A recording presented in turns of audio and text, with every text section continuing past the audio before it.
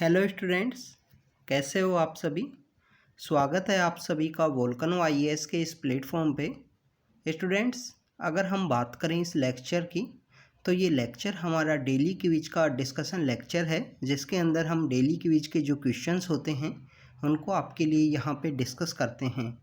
Students, अगर हम बात करें इन क्वेश्चंस की, तो आप इन क्वेश्चंस की रेगुलर वे में प्रैक्टिस कीजिए, जिससे आपका जो प्रीलिम्स के साथ में जो टच है कि किस तरीके के क्वेश्चन पूछे जाते हैं, कोई भी जो टॉपिक है उससे, तो वो आपका टच कंटिन्यू मेंटेन रहे। इसके साथ आप देखिए स्टूडेंट्स, इन क्विज के अंदर में ये जो डेली आंसर की क्विज सीरीज है, इसके अंदर हम यहाँ पे करंट अफेयर के जो टॉपिक होते हैं उससे रिलेटेड भी क्वेश्चंस आपको देते हैं। हम यहाँ पे स्टैटिक पार्ट को भी कवर करते हैं। तो ये बेसिकली आपका स्टैटिक और करंट अफेयर दोनों सेक्शंस हैं जो आपके यहाँ पे इम्प्रूव होंगे। आपको कुछ ना कुछ सीखने को ज़रूर मिलेगा। इसके अलावा जो भी इम्पोर्टेंट इन्फॉर्मेशन आपको मिलती है उसको आप सेपरेटली ज़रूर से नोट डाउन कीजिए। स्टूडेंट्स, अगर आप कंप्लीटली मंथ का जो भी एक्स्ट्रा इन्फॉर्मेशन है वो आपको मिलती है, तो आपको 3 से 4 पेज के अंदर में वो कवर हो जाएगा। 3 से 4 पेज के अंदर में फिर आपको उसको कंटिन्यू काफ़ी बार रिवाइज कर सकते हो, क्योंकि आपको पता है यूपीएससी के एग्ज़ाम के लिए तो रिवीजन जो कॉन्सेप्ट है वो कितना इम्पोर्टेंट है। क्योंकि आपने जितना भी रीड किया है, जितना भी पढ़ाई की है, उसको 2 से 3-4 बार रिवाइज करना काफ़ी ज़्यादा इम्पोर्टेंट है यूपीएससी के एग्ज़ाम के लिए। इसलिए आज जो मंथ है वो स्टार्ट हो रहा है, 1 अक्टूबर का डे है, तो आपको जो क्विज का है वो आज ही से स्टार्ट कर लेना चाहिए। एक सेपरेट नोटबुक बनानी चाहिए, अगर अभी तक आपने नहीं बनाई है। चाहे आप नोटबुक बनाइए या पेन पेपर मोड के अंदर में उसको बेसिकली वो ऑनलाइन जहाँ पे आपको सेव करना है उस रूप में आप सेव कीजिए। तो स्टूडेंट्स, आज का जो डिस्कशन है उसको स्टार्ट करते हैं, समय ना वेस्ट करते हुए।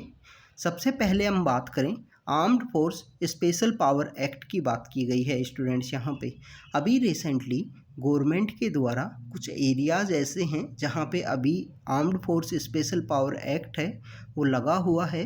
तो उन एरियाज़ के अंदर में इस एक्ट को अभी 6 महीने के लिए और एक्सटेंड कर दिया गया है कि नेक्स्ट 6 मंथ में अभी तक और अमेंड रहेगा और वहाँ पे ये इम्प्लीमेंट रहेगा ये एक्ट।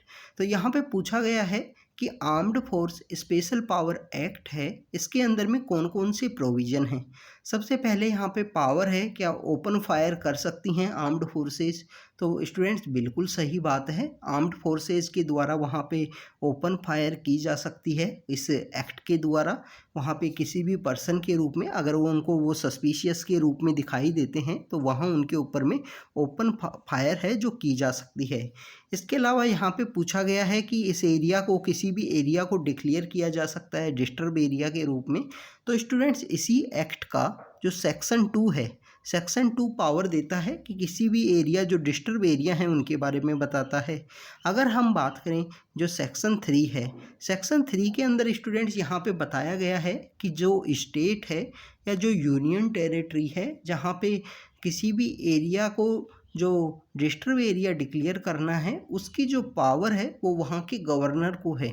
अगर कोई यूटी है या उसके जो कोई भी ऐसा गवर्नर है जिसको वहाँ पे एक्टिंग गवर्नर का रोल दिया गया है, तो बेसिकली उनके पास में पावर होती है कि किसी भी एरिया को यहाँ पे डिस्टर्ब एरिया वो डिक्लेयर कर सकते हैं सेक्शन 3 के थ्रू। इसके अलावा स्टूडेंट्स, अगर हम armed forces special power act की बात करें, तो यहाँ बिना वारंट के यहाँ पे अरेस्ट भी किया जा सकता है।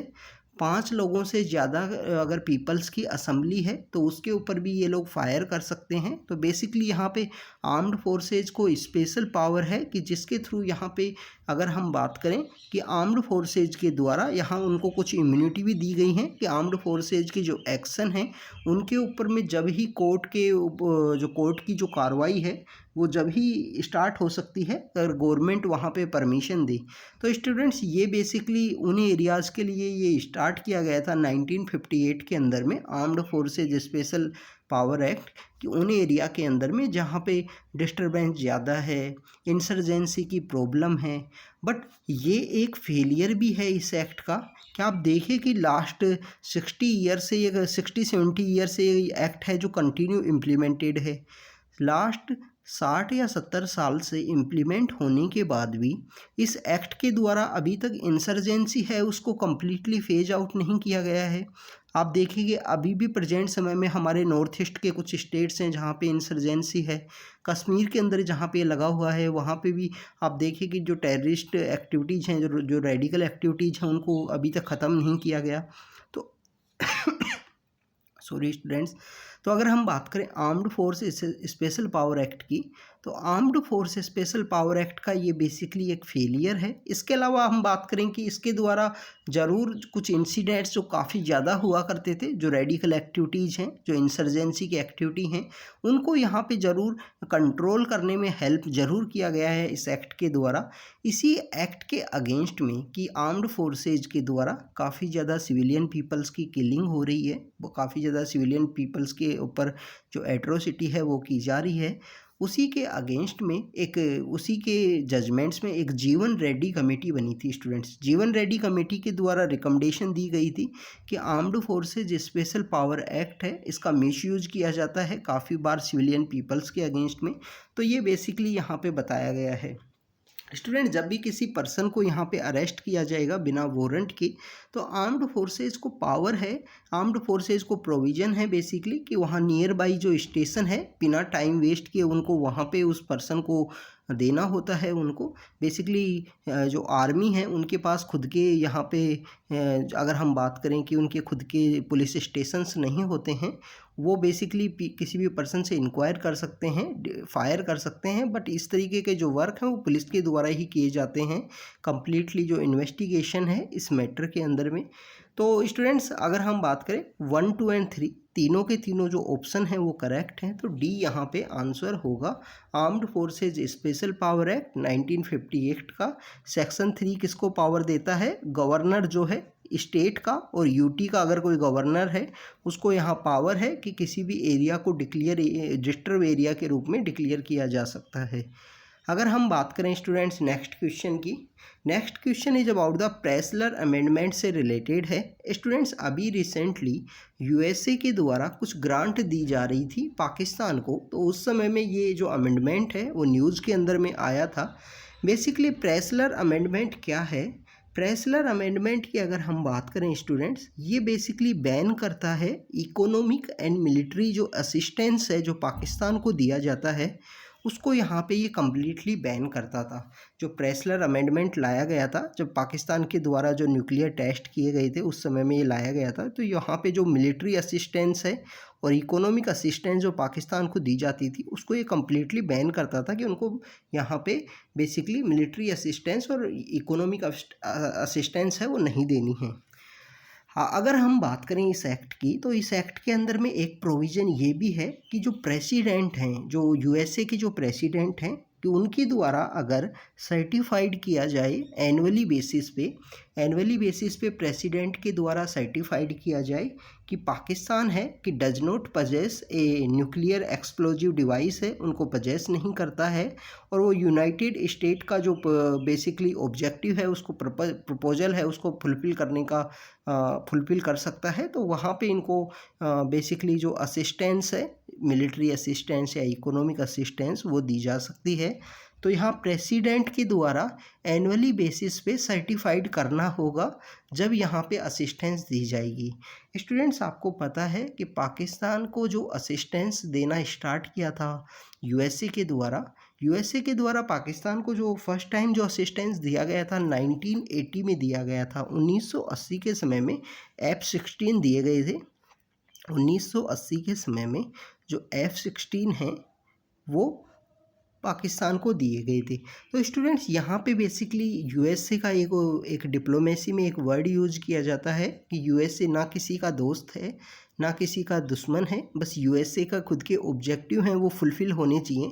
आपको पता है कि उस समय में जो अफ़गानिस्तान का जो एरिया है वहाँ पे जो यूएसएसआर है उसका डोमिनेशन हुआ करता था।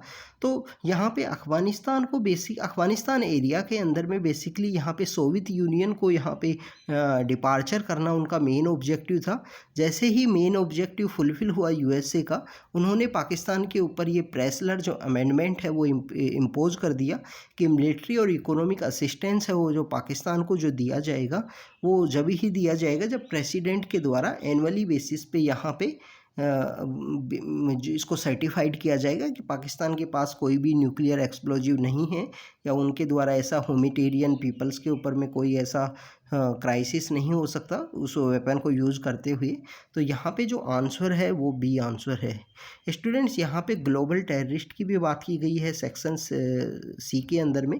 तो बेसिकली ये हमको पता होना चाहिए। 1267 नाम की एक कमेटी है जिसको तालिबान कमेटी भी बोलते हैं, जिन्होंने जो ग्लोबल टेररिस्ट कमेटी यूएनएससी की एक कमेटी है, जिसके द्वारा खूब सारे जो पर्सन्स हैं उनको ग्लोबल टेररिस्ट के रूप में डिक्लेयर किया गया है। ओजोन डिप्लेटिंग सब्सटेंस की बात की गई है। मॉन्ट्रियल प्रोटोकॉल और वियना कन्वेंशन इससे रिलेटेड हैं। ये ऐसा कन्वेंशन और प्रोटोकॉल है जिसको यूनाइटेड नेशन के जितने भी जो मेंबर्स हैं इन्होंने सभी ने इसको सर्टिफाइड किया है। मॉन्ट्रियक्स रिकॉर्ड की बात की गई है। मॉन्ट्रियक्स रिकॉर्ड के बारे में आपको पता होगा, ऐसे वेटलैंड जहाँ पे जो कंडीशंस हैं वो काफ़ी ज़्यादा ख़राब हैं। यहाँ पे इंडिया के अंदर में 2 लोकटक लेक जो है वो एक इसके अंदर में आती है, और एक अगर हम बात करें जो केवला देव है राजस्थान के अंदर में, वो इसका पार्ट है। चिल्का लेक जो उड़ीसा के अंदर लोकेटेड है वो भी पहले मॉन्ट्रियक्स रिकॉर्ड के अंदर आया करते थे, बट बाद में वहाँ पे जो कंडीशंस हैं वो इम्प्रूव हो गई। इम्प्रूव होने की वजह से वहाँ पे चिल्का लेक को मॉन्ट्रियक्स रिकॉर्ड से निकाल लिया गया। WTO के द्वारा इलीगल ट्रेड के रूप में कोई बैन नहीं लगाया जाता। वहाँ पे कुछ रेस्ट्रिक्शन, कुछ सैंक्शन है वो इम्पोज किए जाते हैं, बैन नहीं लगाया जाता है WTO के द्वारा। तो ये बेसिकली हमारा प्रेसलर अमेंडमेंट से रिलेटेड था कि इकोनॉमिक और मिलिट्री असिस्टेंस को बैन कर दिया गया था। इसके द्वारा सर्टिफाइड करना ज़रूरी है बार बार प्रेसिडेंट के द्वारा। अगर हम बात करें नेक्स्ट क्वेश्चन की, next question is about the monetary policy committee से रिलेटेड है स्टूडेंट्स। मॉनेटरी पॉलिसी कमेटी की अभी रिसेंटली मीटिंग हुई थी। आपको पता होना चाहिए कि इस मीटिंग के अंदर में क्या चेंजेस किए गए हैं, कितने जो बेस पॉइंट्स हैं उनको इंक्रीज किया गया है, डिक्रीज किया गया है। बेसिकली ये रिजर्व बैंक ऑफ इंडिया के द्वारा जो इन्फ्लेशन है उसको यहाँ पे कंट्रोल करने की एक जो बहुत सारे टूल्स हैं उनके पास में, जिनको वो यूज़ करते हैं। हमारी खुद की इनकी जो मॉनेटरी पॉलिसी कमेटी है, तो यहाँ पे अगर हम बात करें students, monetary policy committee RBI governor जो होते हैं वो इसके एक्स ऑफिशियो चेयरपर्सन होते हैं। बिल्कुल सही बात है स्टूडेंट, 6 मेंबर की ये कमेटी होती है। 6 मेंबर में अगर हम बात करें, एक्स ऑफिशियो जो चेयरपर्सन हैं वो RBI गवर्नर हैं। RBI के जो गवर्नर हैं वो एक्स ऑफिशियो चेयरपर्सन हैं। जो डिप्टी गवर्नर हैं वो इंचार्ज होते हैं, वो इंचार्ज के रूप में काम करते हैं इसके मॉनेटरी पॉलिसी कमेटी के। इसके अलावा एक पर्सन होते हैं जिसको यहाँ पे ऑफिसर ऑफ बैंक के रूप में कहा जाता है। ये बेसिकली जो बोर्ड है, जो सेंट्रल बोर्ड है, उसके द्वारा नॉमिनेट किया जाता है। तो ये 3 पर्सन हो गए, RBI के गवर्नर, डिप्टी गवर्नर और ऑफिसर ऑफ बैंक। बैंक लोगों का कोई रिप्रेजेंटेटिव, ये बैंक लोगों का रिप्रेजेंटेटिव होगा। तो 3 लोग तो ये हो गए। यहाँ पे जो 3 लोग और हैं जो नॉमिनेट किए जाते हैं गवर्नमेंट के द्वारा, जो हमारी सेंट्रल गवर्नमेंट होती है उनके द्वारा अपॉइंट किए जाते हैं इन 3 लोगों को। अगर हम बेसिकली बात करें स्टूडेंट, 2016 के अंदर में ये चेंज किया गया था और 3 लोगों को अपॉइंटमेंट से रिलेटेड था। तो ये बेसिकली मॉनेटरी पॉलिसी से रिलेटेड है। मॉनेटरी पॉलिसी के जो डिसीजंस होते हैं वो यहाँ पे जो हमारे बैंक होते हैं उनके ऊपर बाइंडिंग होते हैं। अगर बैंक्स के द्वारा जो मॉनेटरी पॉलिसी के जो डिसीजंस हैं उनको अगर नहीं इम्प्लीमेंट किया जाता है तो उनके ऊपर में यहाँ पे जो उनके अगेंस्ट में कोई ना कोई डिसीजन ले सकती हैं मॉनेटरी पॉलिसी कमेटी में, जो RBI गवर्नर के द्वारा कुछ ना कुछ डिसीजंस लिए जा सकते हैं। तो यहाँ पे दोनों स्टेटमेंट जो हैं वो करेक्ट हैं। तो सी यहाँ पे आंसर होगा स्टूडेंट्स। अगर हम बात करें स्टूडेंट्स नेक्स्ट क्वेश्चन की, next question is about the university grant commission से रिलेटेड है। यूनिवर्सिटी ग्रांट कमीशन की अगर हम बात करें तो इसमें बोला गया है, it was first establish after recommendation of Wood's dispatch या वुड्स कमीशन के बाद में। तो स्टूडेंट्स आपको पता होना चाहिए, वुड्स जो डिस्पैच है या वुड्स कमीशन है वो 1854 के समय में आया था। तो उस समय में यूनिवर्सिटी क्या कॉलेज नहीं हुआ करती थी इंडिया के अंदर में, तो यूनिवर्सिटी का एग्जिस्टेंस उस समय में कैसे आएगा, नहीं आ सकता। हमको पता होना चाहिए कि बहुत सारी यूनिवर्सिटीज़ जब आएंगी एग्जिस्टेंस में, जब ही यहाँ पे जो यूनिवर्सिटी ग्रांट कमीशन है उसका एग्जिस्टेंस में आएगा। यूनिवर्सिटी ग्रांट कमीशन को सबसे पहले ही अगर हम बात करें, एक यहाँ पे सर्जेंट रिपोर्ट आई थी, तो सर्जेंट रिपोर्ट 1945 के समय में आई थी। उसके द्वारा पहली बार अटैम्प्ट किया गया था कि एक नेशनल सिस्टम ऑफ एजुकेशन होना चाहिए, जिसके थ्रू यहाँ पे एक यूजीसी का जो बोलते हैं जो खाका है वो तैयार किया गया। अलीगढ़ के अंदर जो मुस्लिम यूनिवर्सिटी है, अलीगढ़ AMU जो जिसको बोलते हैं, अलीगढ़, दिल्ली, और इसके अलावा अगर हम बात करें बनारस, ये जो 3 यूनिवर्सिटी हैं, इन 3 यूनिवर्सिटी के लिए बेसिकली एक UGC टाइप की जो बॉडी है वो एग्जिस्टेंस में आई। फिर 1948 के समय में डॉक्टर S राधाकृष्णन जो रिपोर्ट है, उन्होंने अपनी रिपोर्ट दी इंडियन यूनिवर्सिटी एजुकेशन के ऊपर में।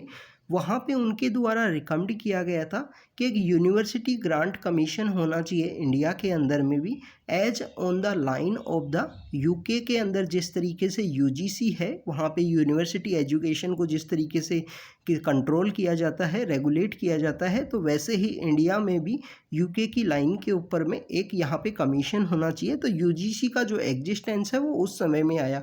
अगर हम बात करें 1953 में इसको इस्टेब्लिश किया गया, और इसको इनोग्रेट किया गया या इस्टेब्लिश किया गया हमारे उस समय में जो एजुकेशन मिनिस्टर हैं, हमारे पहले एजुकेशन मिनिस्टर कौन थे स्टूडेंट्स, अगर आपको पता होना चाहिए। हाँ, अगर हम बात करें मौलाना अबुल कलाम आज़ाद हैं, उस समय में हमारे एजुकेशन मिनिस्टर थे। इनका जो बर्थडे भी आता है 11 नवंबर को, मौलाना अबुल कलाम आज़ाद जो हैं, इनका बर्थडे आता है 11 नवंबर को। इनके कुछ न्यूज़पेपर भी हैं जो काफ़ी ज़्यादा इम्पोर्टेंट थे। न्यूज़पेपर्स के बारे में आप गूगल करके, अगर आपको याद है तो वैसे बता देना, ये गूगल करना, या आपकी जो स्पेक्ट्रम की बुक है उसके अंदर दिए हुए हैं इनके जो न्यूज़पेपर हैं, काफ़ी ज़्यादा इम्पोर्टेंट न्यूज़पेपर हैं दोनों।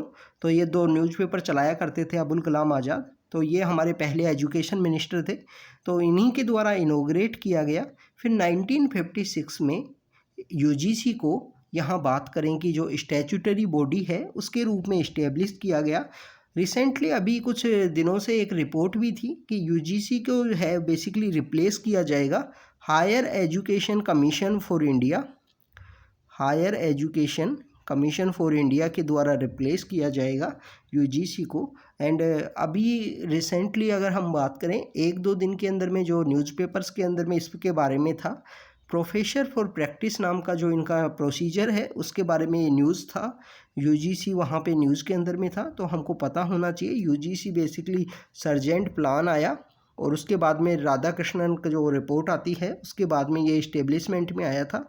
यहाँ पे अगर हम बात करें कॉन्स्टिट्यूशनल बॉडी नहीं है, क्योंकि कोई आर्टिकल के अंदर मेंशन नहीं है, तो यहाँ पे D आंसर होगा। ये एक स्टैट्यूटरी बॉडी है, sergeant plan. And doctor Radhakrishnan, doctor Sarvepalli Radhakrishnan जो रिपोर्ट है 1958 में, उस समय में ये इस्टेब्लिशमेंट में आया था। अगर हम बात करें स्टूडेंट्स नेक्स्ट क्वेश्चन की, next question is about the global innovation index से रिलेटेड है। अभी इंडिया की इसके अंदर में 40 रैंक आई है स्टूडेंट, इंडिया की है जो 40 रैंक आई है। इंडिया पहली बार 40 रैंक के ऊपर पहुंचा है। लास्ट ईयर जो इंडिया की जो रैंक थी 2021 के अंदर जो रैंक थी वो हुआ करती थी 41। इंडिया और जो टर्की हैं वो पहली बार यहाँ पर टॉप 40 के अंदर में यहाँ पे पहुँचे हैं। लास्ट 12 ईयर से एक कंट्री है स्विट्ज़रलैंड के द्वारा लास्ट 20 सालों से इस इंडेक्स को, लास्ट 10-12 सालों से इस इंडेक्स को टॉप किया जा रहा है। स्विट्ज़रलैंड के कंट्री के द्वारा इसको कंटिन्यू टॉप किया जा रहा है। तो ये भी हमको पता होना चाहिए कि एक ही कंट्री के द्वारा टॉप किया जा रहा है। ग्लोबल इनोवेशन इंडेक्स के अगर हम बात करें तो वीपो के द्वारा निकाला जाता है इसको।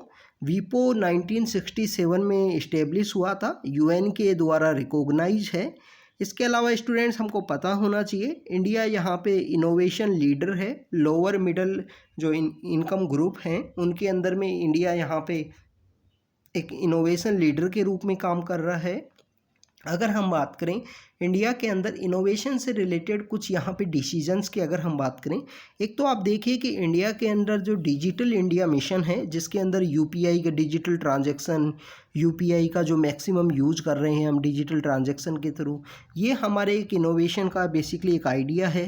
न्यू एजुकेशन पॉलिसी के अंदर भी यहाँ पे इनोवेशन है उसका ध्यान रखा गया है। न्यू एजुकेशन पॉलिसी जो आई थी, जो हमारी थर्ड एजुकेशन पॉलिसी है आफ्टर द इंडिपेंडेंस। इसके अलावा आपको पता होना चाहिए अटल इनोवेशन मिशन है, उसके अंदर में अटल थिंकरिंग लैब जो हैं उनको कंस्ट्रक्ट किया गया है। अटल थिंकरिंग लैब्स को, वो एक इनोवेशन के लिए काफ़ी ज़्यादा इम्पोर्टेंट हैं। IPR जो हैं, जो यहाँ पे अगर हम बात करें कि उनको रजिस्ट्रेशन का जो परसेंटेज है, जो रेशियो है, वो इंक्रीज हुआ है इंडिया के अंदर में। तो ये बेसिकली इंडिया के अंदर में जो इनोवेशन, जो आइडियाज़ हैं जो इंक्रीज हो रहे हैं, उनको यहाँ पे शो करता है। तो वीपो के द्वारा इसको निकाला जाता है। वीपो खुद एग्जिस्टेंस में 1967 के समय में आया था। UN के द्वारा रिकॉग्नाइज बॉडी है। इंडिया की जो रैंक है वो 40 आई थी। लास्ट ईयर इंडिया की रैंक 41 हुआ करती थी। पहले इंडिया की रैंक काफ़ी लो हुआ करती थी। लास्ट 5-6 ईयर्स में काफ़ी ज़्यादा इम्प्रूव हुआ है। UPI, न्यू एजुकेशन पॉलिसी, अटल थिंकरिंग लैब हैं। IPR के अंदर जो रजिस्ट्रेशन है वो इंडिया का इंक्रीज हुआ है। तो ये सब कुछ जो रिपोर्ट्स में शो करता है, इंडिया के कुछ आइडियाज़ हैं जो ये शो करता है कि इंडिया के अंदर जो इनोवेटिव आइडियाज़ हैं वो इंक्रीज हुए हैं। तो स्टूडेंट्स, आज के लेक्चर में हमने ग्लोबल इनोवेशन इंडेक्स के बारे में देखा, UGC कमीशन के बारे में हमने देखा, sergeant report and doctor Sarvepalli Radhakrishnan report जो आती हैं, उसके बाद में ये एग्जिस्टेंस में आता है, मिनिस्ट्री ऑफ एजुकेशन के अंदर में है, बट यहाँ पे स्टैट्यूटरी बॉडी है, कॉन्स्टिट्यूशनल बॉडी नहीं है। मॉनेटरी पॉलिसी कमेटी के बारे में देखा, इसके इंचार्ज होते हैं deputy governor, ex officio chairman होते हैं गवर्नर। यहाँ पे जो डिसीजन है वो नंबर्स के आधार पे लिया जाता है, किसी को भी वीटो पावर नहीं होती है। मॉनेटरी पॉलिसी के जो डिसीजंस हैं वो बैंक के ऊपर में बाइंडिंग होते हैं। नेक्स्ट जब क्विज हम करेंगे तो उसके अंदर हम डिस्कस करेंगे इसके जो टूल्स हैं, बेसिकली जो रिवर्स रेपो रेट हैं, जो यहाँ पे लिक्विडिटी एडजस्टमेंट फैसिलिटी है, जो यहाँ पे मॉनेटरी पॉलिसी कमेटी की, तो उन सभी के बारे में हम डिटेल में डिस्कस करेंगे नेक्स्ट टॉपिक के नेक्स्ट जब क्वेश्चन करेंगे, जब एक MPC से रिलेटेड और क्वेश्चंस को डिस्कस करेंगे कि कौन से पॉइंट है उनको इंक्रीज किया गया है, कौन सो को डिक्रीज किया गया है। प्रेसलर अमेंडमेंट के बारे में देखा हमने, जो बैन लगाता है असिस्टेंस के ऊपर में, पाकिस्तान के ऊपर में। Armed forces special power act के बारे में देखा। तो स्टूडेंट्स, आज की क्विज में इतना ही रखते हैं। आप इन क्वेश्चंस को रिवाइज कीजिए, इनके अंदर जो भी इंपॉर्टेंट इन्फॉर्मेशन मिलती है उसको नोट डाउन कीजिए। Thank you students, thank you very much.